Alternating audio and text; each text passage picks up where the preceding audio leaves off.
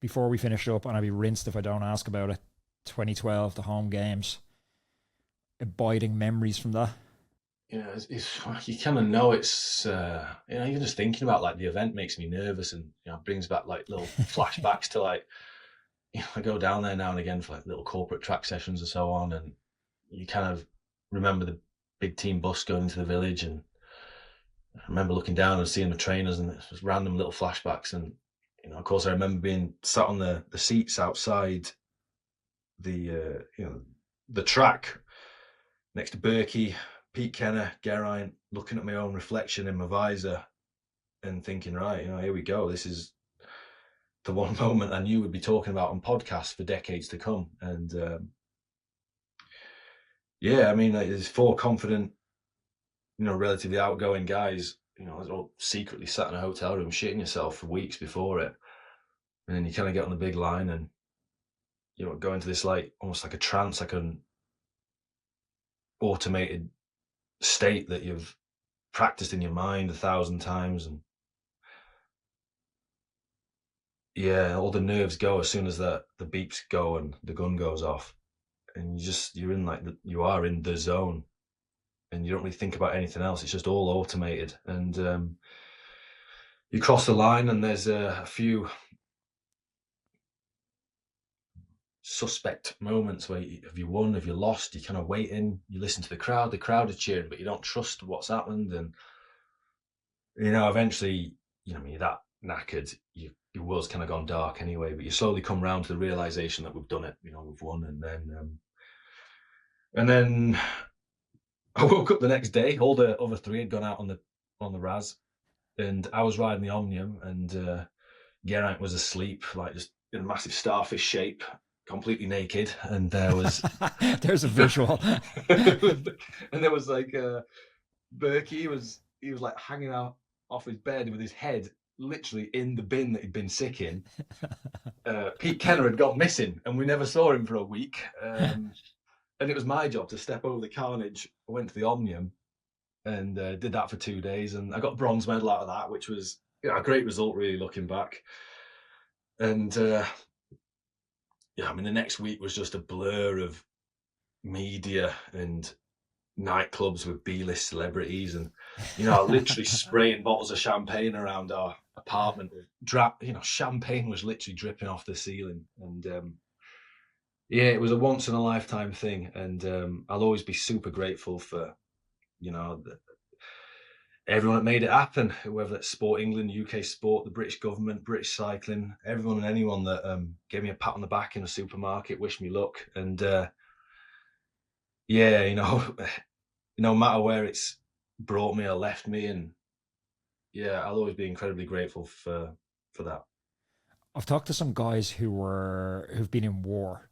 They fought in Afghanistan, Iraq, and they say the first moment of contact, when bombs start dropping, guns start shooting, you forget about the infrastructure that got you there. You forget about the machinery of war, and all you're doing is fighting for your mate beside you, the lad who you've come through training with. Is it similar when that gun shoots? It's just you and the three other boys. Yeah.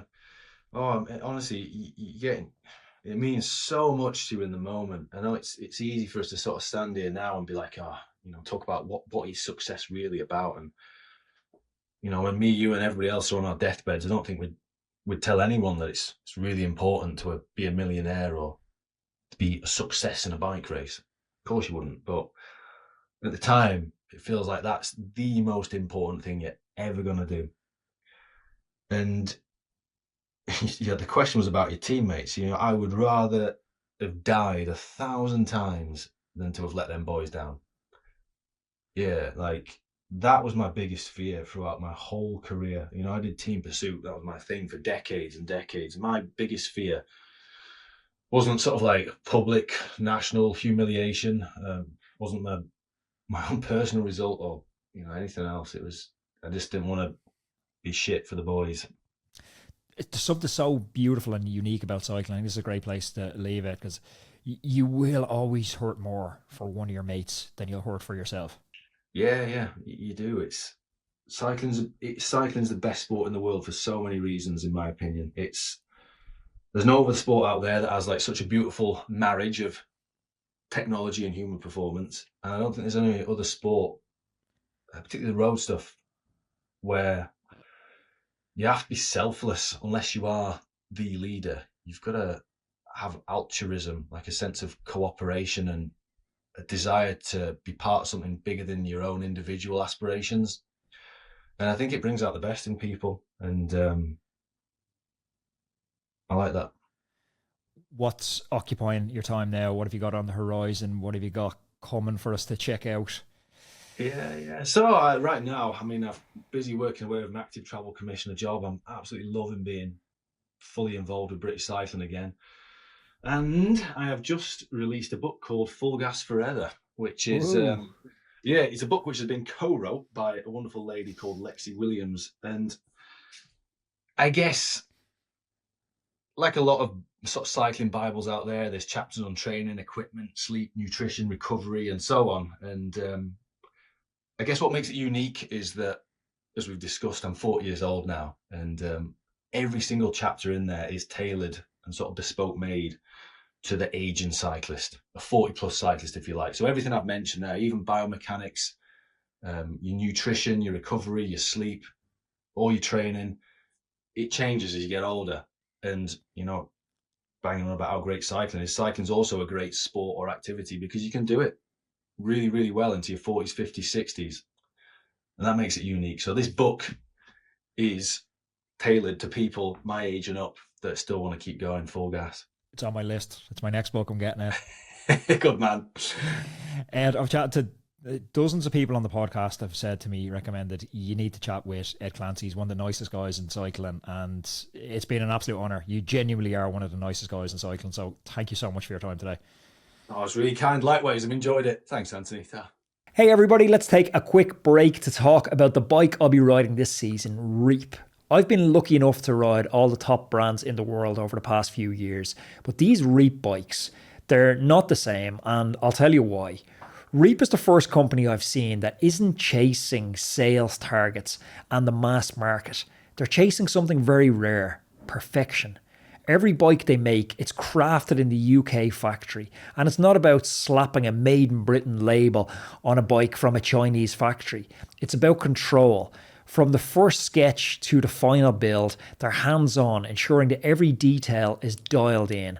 That's very rare in an outsourced world of mass production. What sets them apart is innovation. While others pump out the same old designs, Reap's pushing boundaries. They're not following trends, they're setting trends. Think precision and performance, like an F1 car for the road. Absolutely no compromises. And it shows, and you can feel it when you ride the bikes. These bikes are built for riders who demand the best, whether they're chasing podiums or just want a machine that feels like an extension of your body, a piece of art. It's not hype, it's substance. Ride a Reap for yourself and you're riding something crafted with intent. So if you're serious about cycling, check them out. It's reapbikes.com. I absolutely love my one and I couldn't recommend it highly enough. Back to the show.